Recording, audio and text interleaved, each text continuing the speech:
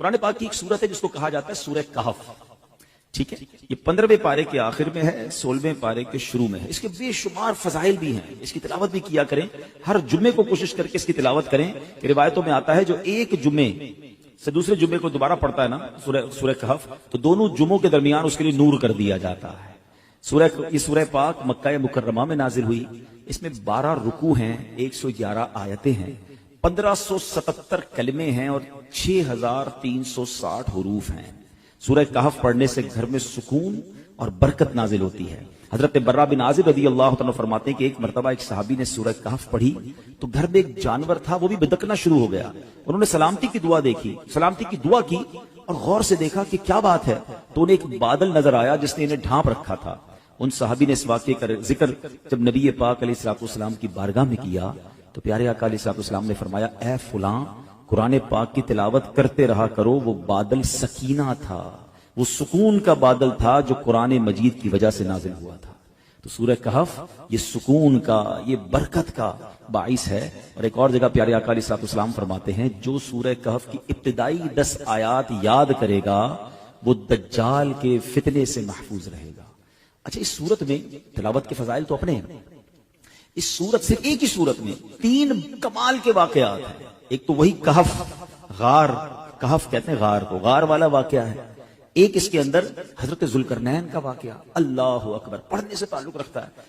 Asset and west and north, تینوں جگہوں کا آپ نے سفر کیا, دنیا کے 3 کونوں کا آپ نے سفر کیا, اور جو آپ نے وہاں ایکسپیرینس کیا, کمال کی باتیں, اور ان کی پھر وہاں کیسے ملاقات ہوئی, یاجوج ماجوج کو کیسے پایا اور کس طرح اس کو جا کے انہوں نے بلاک کیا, یہ سارا واقعہ اس صورت میں موجود ہے. اور تیسرا اس میں واقعہ حضرت موسیٰ علیہ السلام اور حضرت خضر علیہ السلام کی جو ایک بڑی کمال کی ملاقات ہے, اس ملاقات میں کیسے کیسے واقعات ہیں. یعنی میں یقین کریں میرے پاس ٹائم ہوتا تو میں آپ کو سورہ کہف کے تینوں واقعات سناتا, لیکن یہ سب چیزیں ڈیفائن کرنے کا مقصد یہ کہ یہ آپ کے اور میرے قرآن میں سب موجود ہے. اچھا, ایک اور بات بتاؤں کہ یہ اصحاب کہف پر, یہ اس واقعے پر جو بھروسہ یا ایمان یا عقیدہ ہے نا, یہ صرف مسلمانوں کا نہیں ہے. یہ دیگر مذاہب کی کتابوں میں بھی 7 سلیپرز کہلاتے ہیں, 7 سونے والے. تو 7 سلیپر وہ بورڈ لگے ہوئے اب بھی, تو وہاں پر دیگر مذاہب کے لوگ بھی آتے ہیں کیونکہ ان کی آسمانی کتابوں میں بھی ان اصحاب کہف کا ذکر موجود ہے. اب یہ کون تھے, یہ کیا تھے, اب ذرا یہ واقعہ سنیے گا, پھر میں انشاءاللہ اس کے تحت کیا سبق ملتا ہے ہم سیکھیں گے کیا, میں اس پر ڈسکس کروں گا. اصحاب کہف جو تھے یہ شہر افسوس کے شرفا تھے, بڑے نیک لوگ تھے. اچھا, شہر کا نام کیا نام تھا؟ افسوس. اور جو بادشاہ تھا اس کے معزز درباری بھی تھے, مگر یہ لوگ صاحب ایمان تھے, یہ بت پرستی سے بیزار تھے, یہ اللہ وحدہ لا شریک کو اپنا رب مانتے تھے. اچھا, وہاں پر جو بادشاہ تھا وہ بڑا ظالم بھی تھا اور بت پرستی کے لیے بڑا انفسائز کرتا تھا. جو بت پرستی نہیں کرتا تھا اس کو قتل کر دیتا تھا. اچھا, اس بادشاہ کا نام دقیانوس تھا. آج آپ کو ایک اور بات سمجھ آئے گی کہ ہم بعض اوقات کہتے ہیں یار یہ بندہ بڑی دقیانوسی باتیں کرتا ہے, تو ایکچولی دقیانوس جو یہ لفظ ہے یہ ایک بادشاہ کا نام تھا, اور چونکہ وہ ہزاروں سال پرانا بادشاہ ہے تو آج بھی اگر کوئی پرانی باتیں کرتا ہے, اولڈ ایج کی باتیں کرتا ہے, تو لوگ کہتے ہیں یار یہ دقیانوسی باتیں کر رہا ہے. ایکچولی یہ اسی کی طرف نسبت ہوتی ہے کہ دقیانوس نام کا ایک بادشاہ تھا, مگر وہ بڑا ظالم تھا. تو یہ لوگ جب دیکھا کہ یہ ہر مسلمان کو مار رہے ہیں, ہر ایمان والے کو مار رہے ہیں اور بت پرستی کے لیے ظلم کر رہے ہیں, تو ان 7 لوگوں نے کیا پلان کیا کہ ہم بادشاہ کے ظلم و ستم سے چھٹکارا پا کر شہر سے باہر چلے جاتے ہیں. وہ باہر گئے اور جا کر ایک ویرانے میں ایک غار میں جا کر انہوں نے پناہ لی. اس زمانے میں ہوٹل اور یہ بلڈنگیں تو ہوتی نہیں تھی, ہزاروں سال پرانی بات ہے. تو بہرحال اب یہ غار میں گئے اور وہاں پر جا کر آرام کیا, تھکے ہوئے تھے تو سو گئے. اللہ کی شان یہ ہے کہ وہ تقریباً 300 برس سے زیادہ عرصے کے لیے سو گئے. یہ سوئے تو اٹھے ہی نہیں. اللہ اکبر. اچھا, ادھر حالات بدلتے رہے. بادشاہ کو جب پتا چلا کہ یہ لوگ غار کے اندر ہیں اور یہ مجھ سے چھپ کر گئے ہیں, بڑا ناراض ہوا اور اس نے اپنے ایک بندے کو بھیجا کہ جاؤ اس غار پر ایک دیوار بنا کے اس کو بند کر دو, یہ اندر ہی بھوکے پیاسے مر جائیں. جس بندے کو یہ آرڈر دیا گیا تھا نا وہ تھوڑا سا خدا ترس آدمی تھا. اس نے کیا کیا کہ ان 7 اصحاب کہف کے نام لکھے, پوری بات لکھی کہ یہ لوگ ایمان والے ہیں, بادشاہ کے ظلم سے جا کر اندر چھپے ہیں, اور ان کا یہ واقعہ ہے. ایک تختی لکھی, ایک صندوق کے اندر اس غار کے ساتھ دیوار میں اسے دفن کیا اور ایک دیوار کھڑی کر دی. حکم تو تھا بادشاہ کا. اب باہر والے لوگ یہ سمجھے کہ یہ بھوکے پیاسے اندر مر گئے.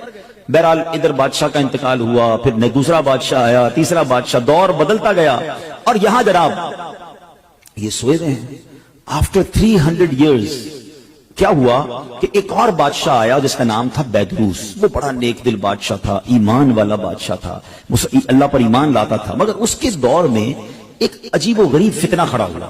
کچھ لوگوں نے یہ معاذ اللہ کہتے کہ شک پیدا کرنا شروع کر دیا, کمپلین کرنا شروع کر دی, آرگیومنٹ شروع کر دیا کہ مرنے کے بعد اللہ دوبارہ پیدا نہیں کر سکتا, یعنی مرنے کے بعد دوبارہ کوئی زندگی نہیں ہے. اب بادشاہ بڑا نیک دل آدمی, سمجھاتا لوگوں کو, لوگ اس کی بات کم سنتے, اس فتنے کی بات زیادہ سننے لگے. تو بادشاہ تہجد کی نماز میں رو رو کے اللہ سے دعا کرتا کہ میرے مولا کوئی ایسی نشانی عطا کر دے, کوئی ایسا اشارہ عطا کر دے کہ لوگوں کو سمجھ آ جائے کہ تم مرنے کے بعد دوبارہ زندہ کیسے کرے گا. اللہ کی شان دیکھیں, اس بادشاہ کے وہم و گمان میں بھی نہیں ہے کہ کوئی غار ہے اس کے شہر کے قریب جہاں کچھ لوگ سوئے ہوئے ہیں. سینکڑوں سال گزر گئے نا. اب اللہ کی شان دیکھیں اس بادشاہ کی, وہ گریہ بازاری, وہ دعائیں کیسی رنگ لائیں کہ ایک چرواہا جو تھا بکریاں چراتے چراتے اس غار کے قریب پہنچا. اب غریب پہنچا تو دیوار 300 سال پرانی ہو گئی تھی, تو دیوار دھڑام سے گری. جیسی غار کے اندر اس نے دیکھا تو وہ گھبرا کر دوڑ پڑا. اچھا یہاں جیسی دیوار گری تو ان بندوں میں سے وہ 7 افراد اٹھ گئے.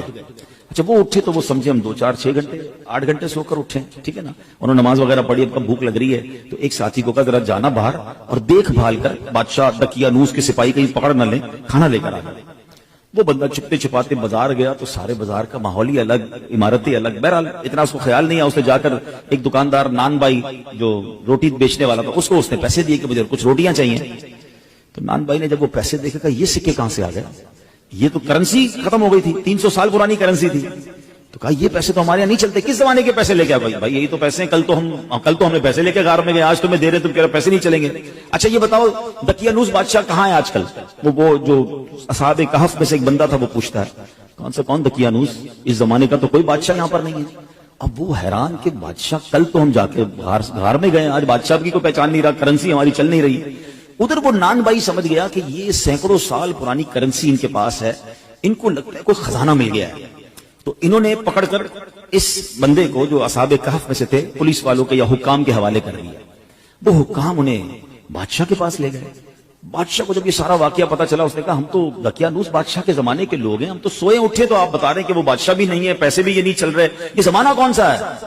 تو بادشاہ نے معلوم کیا تو پتا چلا کہ یہ 300 سال پرانی بات کر رہے ہیں. یہ کیسے پاسبل ہے کہ بندہ بھی جوان ہے, بوڑھا بھی نہیں ہوا, اور 300 سال پرانی بات کر رہا ہے. کہ میں اکیلا نہیں ہوں, 7 6 اور بھی ہیں.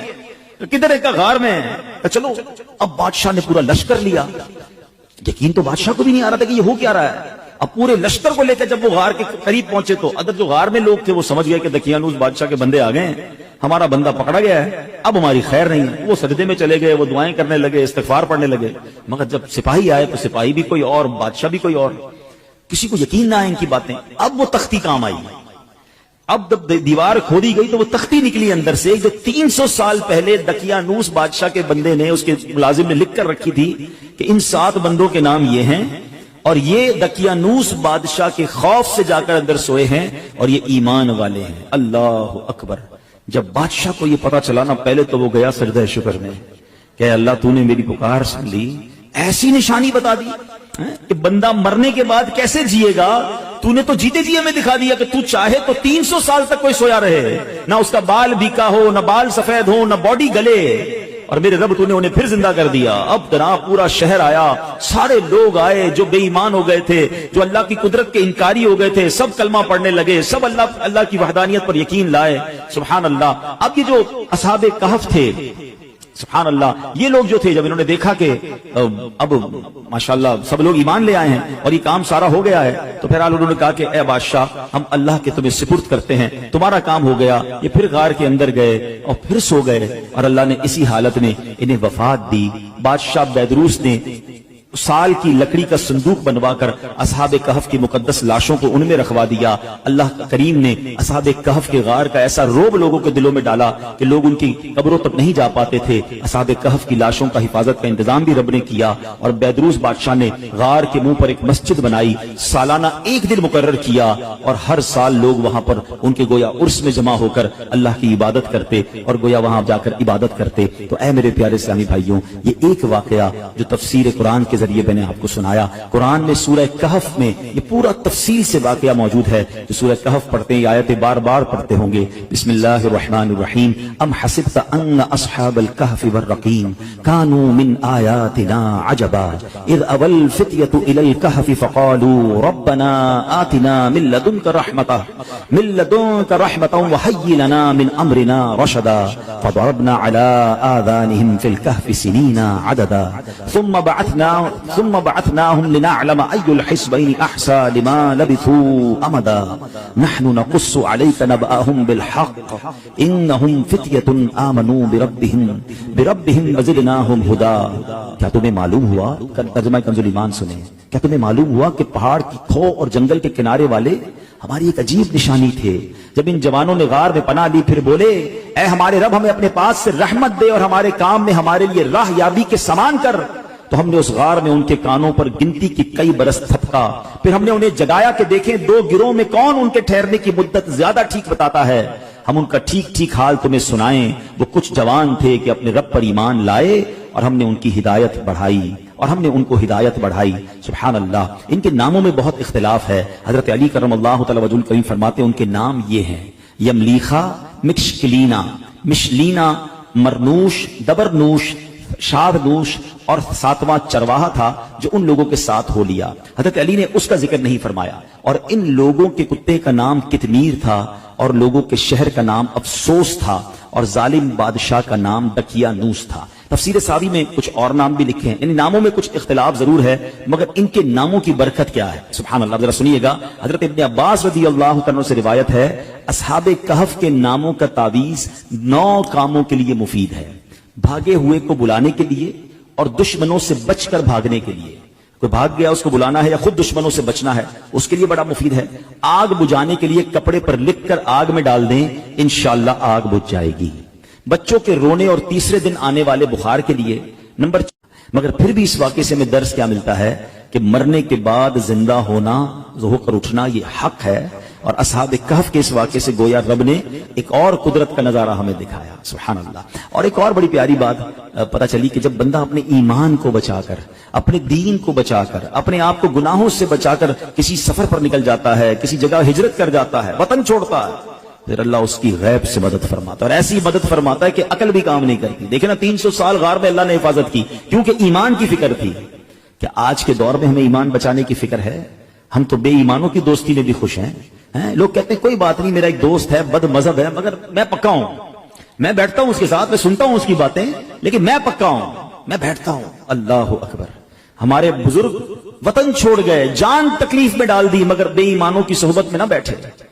ابھی آئے گا نا ماہ رمضان تو کچھ شروع ہو جائیں گے سوشل میڈیا پر, ماہ مفسرین بن جاتا ہے نا, ہر بندہ قرآن کی تفسیر اپنی مرضی سے کر رہا ہوتا ہے. اپنے حساب سے جناب قرآن کھولیں گے, کوئی پینٹ شرٹ پہن کے قرآن سمجھا رہا ہوگا, کوئی داڑھی منڈا قرآن سمجھا رہا ہوگا, کوئی رمضان ٹرانسمیشن کے نام پر آپ کو بے وقوف بنائے گا. لوگ سب کی بھی سنیں گے. اللہ کے بندو, یہ ایمان کے بعض اوقات لوگ ڈاکو ہوتے ہیں. ہمیں قرآن سیکھنا ہے مگر عالم دین سے سیکھنا ہے نا, مفسر قرآن سے سیکھنا ہے. ایک صحیح العقیدہ عاشق رسول عالم دین سے سیکھنا ہے کہ ہر کسی سے سیکھنا ہے. لیکن نہیں یار بس وہ ہر کسی کو سوشل میڈیا کا شوق ہے, میں آج اس کی سن رہا ہوں کل اس کی سن رہا ہوں, پھر پریشان بھی رہتے ہیں. ہمارے پاس آتے بھی ہیں کہ مولانا صاحب یہ میں نے سنا تھا, میں کنفیوز ہوں. بھائی کس سے سنا تھا؟ یار وہ فلاں سے سنا تھا. پہلے اس نے کہاں سے سنا یہ تو پوچھ کے آؤ. کبھی کسی موچی سے کپڑے سلوائے آپ نے کہ یار جوتے بڑے اچھے سیتا ہے, کپڑے بھی اسی سے سلوا لوں. آپ کہیں گے نہیں یار موچی کا کام جوتے سینا, درزی کا کام کپڑے سینا ہے. ڈاکٹر آپ کا یار علاج بڑا اچھا کرتا ہے, آپ کہتے ہیں یار ڈاکٹر علاج بڑا اچھا کرتا ہے, گھر بھی اسی سے بنوا لیتا ہوں, گھر بھی اچھا بنا دے گا. ڈاکٹر کا کام علاج کرنا ہے, بلڈر کا کام گھر بنانا ہے. دنیا کا ہر کام ہم اس کے ایکسپرٹ سے کرواتے ہیں, سیکھتے ہیں, مگر دین جس کی مرضی ہے وہ سکھائے اور ہم بیٹھ کے سن رہے ہوتے ہیں. نہ کریں ایسا. آپ اصحاب کہف کے اس واقعے سے سمجھو کہ ایمان کی اہمیت کیا ہے. سید اعلیٰ حضرت نے 100 سال پہلے سمجھایا. کیا فرمایا؟ سونا جنگل رات اندھیری, چھائی بدلی کالی ہے, سونے والو جاگتے رہیو چوروں کی رکھوالی ہے. آنکھ سے کاجل صاف چرا لیں, یہاں وہ چور بلا کے ہیں, تیری گٹھڑی تاکی ہے اور تو نے نیند نکالی ہے. اب یہ محاورہ کتنا کمال کا ہے, آنکھ سے کاجل چرانا. کیسے؟